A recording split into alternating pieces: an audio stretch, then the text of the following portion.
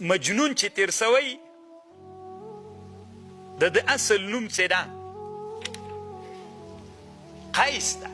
د دې مجنون اصلي نوم داسې خلک کله کله پوښتنه کوي وایي که نه مولایانو دا مجنون څوک تیر سوی رښتیا ده که دروغ ده؟ طالبانو رښتیا ده. امام ذهبي دلته په تاریخ الاسلام کې لیکلي دي. امام ذهبي دا د دنیا یو له لویو تاریخونو نه ده. ذهبي لیکلي رحمه الله وایي داسې لیکلي دي، وایي بعضې خلک وایي چې دا قیصه دروغ ده، هسې افسانه ده وي، داسې له ځانه خبره کوي. مجنون اصلي نوم قیس و، د پلار نوم یې ملوح، قیس ابن ملوح العامري. په عربو کې یو مشهوره قبیله وه، بنو عامر دا د هغې قبیلې سړی و.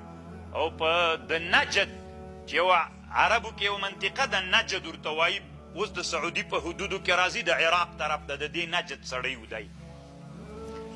او ډېر ظلم طالبانو دې مجنون سره سوی، یا مجنون قیس ابن ملوح یا قیس ابن عامر، خو ډېر صحیح دا د طالبانو چې قیس ابن ملوح العامري.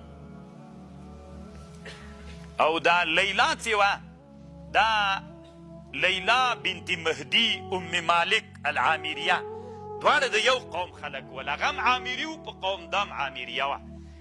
نو دا د هغه خلافت و، د عبدالله بن زبیر رضی الله عنه د خلافت زمانه و. اسلام کې تیر دی ښه، اسلام نه مخکینۍ کیسه نه ده.